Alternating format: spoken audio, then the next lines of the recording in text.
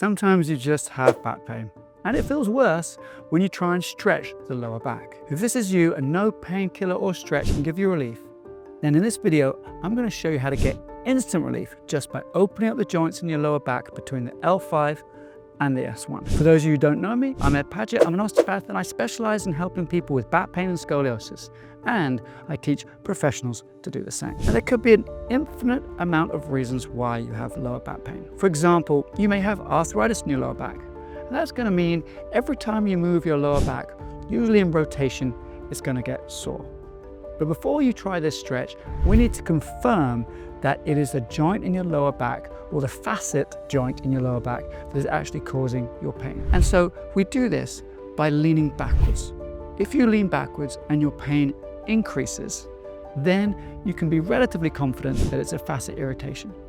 If you lean backwards and your pain decreases, but if you bend forward, your pain gets worse, then it is not a facet irritation.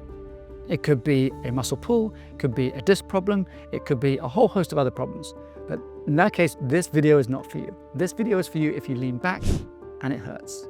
Now I'm going to explain a little bit about how the movements in this exercise work so you understand exactly what you're trying to do. So I'm going to show you how these moves work on this plastic model here. All right, the joint we're focusing on is this joint here, which is between the last lumbar vertebra, the L5, and the top of the sacrum here. They call that the S1. All right, so the joint here will open up if you step forward with your left leg. Then it's going to open up even more if you rotate with your right hand. And lastly, it's going to open up even more if you lean to the left. So those three movements create a gapping in this joint here. And that gapping plus movement is going to pump out inflammation and help calm down any irritation in this joint. That's going to give you instant relief.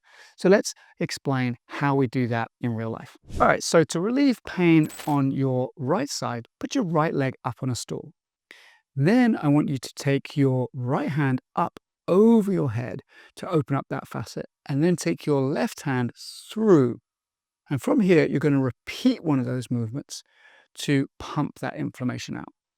So we're going to do about 8 movements in either plane of motion.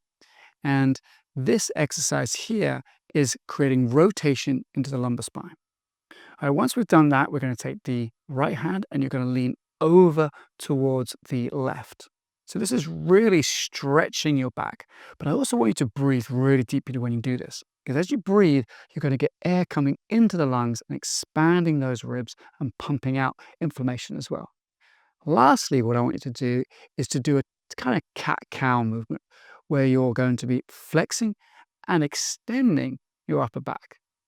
Now, if you extend and it hurts a little bit because that will be pushing the two bones close together, then don't go that far next time. All right, so be sensible, stay within pain-free limits. All right, in order to do the opposite side, you're going to take your left leg up. So this is for people with a left lower back pain. Now you take your left hand up over your head and you take your right hand through the middle. We're going to continue moving that right hand, twisting over towards that left side to open up the facets in that lower back. All right, so remember, these movements are rhythmical. And the reason they're rhythmical is that is to pump out that inflammation that can happen when you irritate a joint. Once you know about 8 of those, just change and start moving your left hand. But also you can see you can put it onto the side of your head. This makes the movement just a little bit more specific and it drives down through your back. Make sure your shoulder drops down as well and you can get that movement to come all the way down to that lower back. Lastly, you're going to do a cat-cow type movement here as you arch your back forwards and backwards, being careful not to go too far into the extension and end up irritating that joint. The good news is you don't need to just do that on a stool. If you're out and about and you're in an emergency situation, you can do it by simply stepping forward with that side. So in this case, I've stepped forward with my right leg and I put my right hand up over my head and I move my left hand into that rotation. So this is for an emergency. Just get those movements going in all 3 of those different planes just by stepping forward. But it's not quite as effective as doing it with a step. This would relieve my left back here, just moving the left leg forward and going through those motions driving the one arm in rotation, the other arm going left and right, and then finally into the cat-cow. To enhance this movement, we can actually use a bigger step. So in this case, I've got my left leg up on a chair.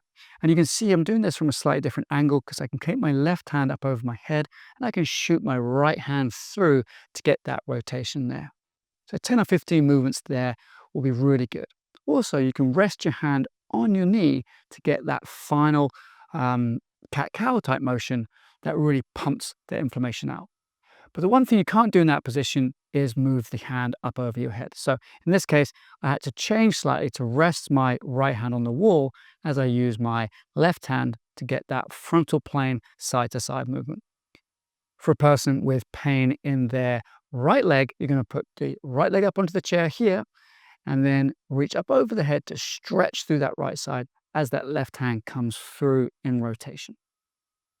Once you've done that 8 to 10 times, you can put your hand down on your knee, keeping that rotation all the way down to your lumbar spine as you go through the cat-cow type motion.